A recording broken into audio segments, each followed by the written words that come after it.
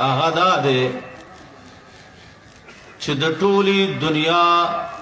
وجود او د ټولې دنیا ابتدا دا اوله د مدرسې او د جماعت نشوي او د دنیا وجود او بقا د عالم وجود او بقا دا د جماعت او د مدرسې په بقا پورې خاص ده چې کلم د جماعت او د مدرسې بقا ختمېدله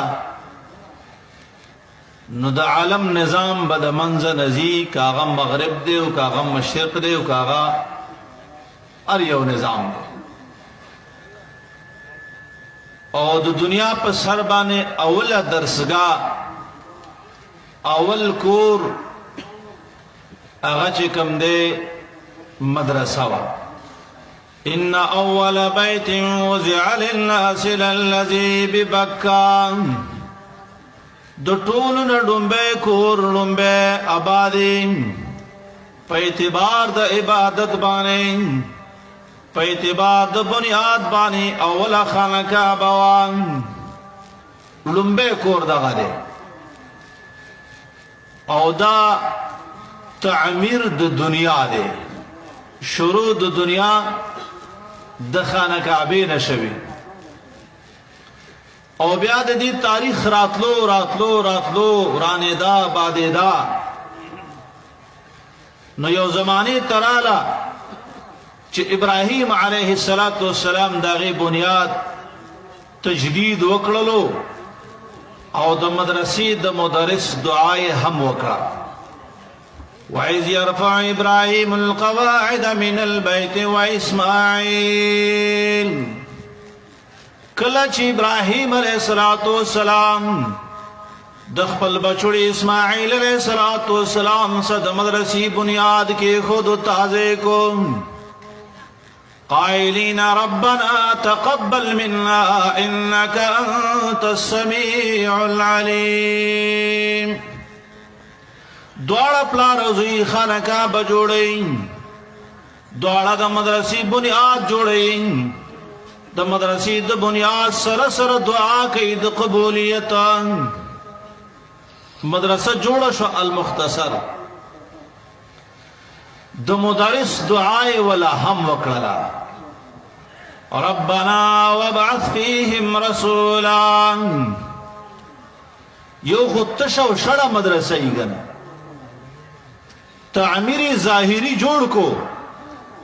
نو د باطن تعمیر ام فکر او سوچ او دعای ولا وکړه 2000 کال پس الله جل جلاله دعا قبول کړه او محمد رسول الله صلی الله علیه وسلم په بنی اسماعیل کې پیدا شو دغه مدرسې اولنې مدرس هغه محمد رسول الله صلی الله علیه وسلم او نصاب ولا متعین شو د اسمان نه او هغه نصاب چې کله متعین شو نو داغه اولنې لفظ چې کله شروع کېدله د دې مدرسې د نصاب تعین په غار حرا کې وشو اقرا باسم ربک الذی خلق لولوایا بسم ربک الذی خلق لمبه نصاب او لمبه خبره چې ستا په مدرسه کې به درس او تدریس او داغه شروع به د توحید رہی او چې کله محمد رسول الله صلی الله علیه وسلم دغه مدرسې لمبه نصاب او دعوت او تبلیغ شروع کړو نو اجتماعي خبر ادا وکړه قولوا لا اله الا الله تفلحون طول دا کلمه وای چې لا اله الا الله دای د نصاب سر شو دا مدرسه چلیدا دیار لسکاله پدې کې د توحید نغمه ویلې کېدلې او 14 کاله د توحید سبق ویل کېدو. بیا خو پس د هغې نه مدینه منورې ته هجرت وشو، سورة البقره راله او تفصیلي احکام رال او د سیاست مدنی احکام رال، د طلاق مسئلې رالې، د تجارت مسئلې رالې، بقایا احکام تفصیلا په مدینه منوره کې رال. دغه مدرسې چې کله د محمد رسول الله صلی الله علیه وسلم شروع وکړه، نو په سړو کې د ابوبکر صدیق غوندې سړی تیار کو رضی الله تعالی عنہ. په نوجوانانو کې د حضرت علی کرم الله وجهه په شان نوجوان تیار شو، او په زنانو کې د خدیجه الکبرى رضی الله تعالی عنها په شان زنانه څه شوله؟ تیار شوله. ګوره زمونږ د مدرسو نظام پر سوده نظام نه دی چې دا داسې نظام دی چې ګنې صرف د ضربه سره خاص دی. یو ساینسدان به ووایي چې خلک سپومۍ ته وخته او ته اوس هم د ضربه ګردان کې. نه، زما د مدرسې او زمونږ د مدرسې نظام د سپومۍ نه اخوا تر عرش ته رسېدلی دی چې کله دا معلم بله لاړه او کله د الله جل جلاله په دعوت باندې بر عرش معلا ته تشریف یوړو او د سدرة المنتهی نه بره لاړ، نو الته د توحید نغمه پیش کړه: التحیات لله والصلوات والطیبات. په ځمکه کې هم شروع د توحید او بره هم شروع د څه؟ د توحید. نو ستا ساینسدان زما ساینسدان به د ملک سپومۍ ته ختئ، خو د مدرسې معلم سپومۍ کراس کړه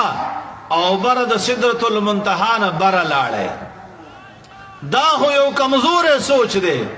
دا خو یو بیکاره سوچ دی چې تا ته مدرسه څه درکوي؟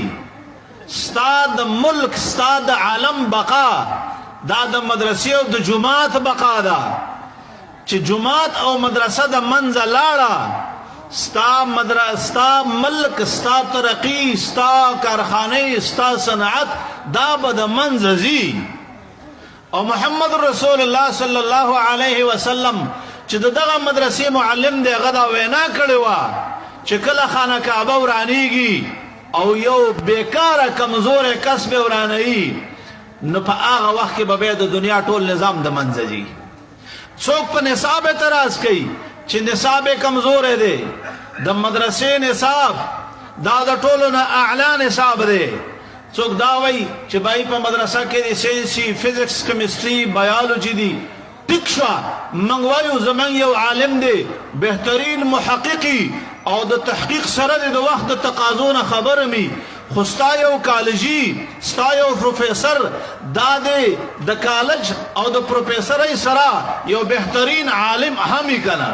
ته چې زما مدرسې ته فزکس، کیمستري، بایولوجي داخله، نو زه وایم چې د دغه وخت په یونیورسټۍ کې دی د درس قرآن تدریس همي، په دغه وخت په سکول کې دی د بخاري شریف تدریس همي. ته چې څنګه دا مطالبه کې چیرې د وخت په تقاضو کې دا ده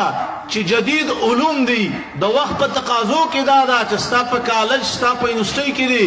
د هغه 1400 کاله مخکنی نصاب چې محمد رسول الله صلی الله علیه وسلم راوړی، په هغه نصاب دی ستا په کالج، ستا په یونیورسټۍ کې می چې یو بهترین انجینیر دی چې کوم دی، بهترین عالم دین امی.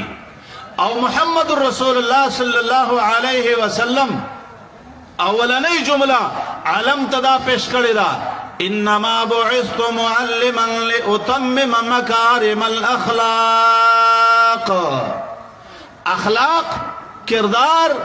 امن، سلامتی دا د جماعت او د مدرسې نه تا ته ملاویږي. جماعت او مدرسه په معاشره کې ستا د ژوند حقیقي روح دی، ستا د زندګۍ حقیقي روح دی. که چېرې جماعت او مدرسه نه وه، ستا خلک به ټول په روحاني امراضو اخته وي. غیبت، چغلي، زنا، ډاکه، دا ټول شیونه تا ته څوک ښیي؟ دا د وخت تا ته یو بهترین ډاکټر چې عالم دین دی، هغه تا ته د وخت روحاني امراض ښیي چې د دې امراضو نه ځان وساته. ته چې د دنیا د یو ډاکټر ډیګري مانی د عالم دین د ډاکټر ډیګري په طریقې اولا مانی دا بل خبره ده چې یو سړی ته احساس نه یو معاشره ته احساس نه په یو معاشره کې د دې خبرې روح نه چې زما په معاشره کې د قران او د سنت او د عالم دین څه حیثیت دی او مال اکثر کوي تعالی امن در کوي تعالی بهترین سبق در کوي تا ته حلال حرام کوي تا ته جائز ناجائز کوي تا ته غلط نظام کوي تا ته صحیح قانون کوي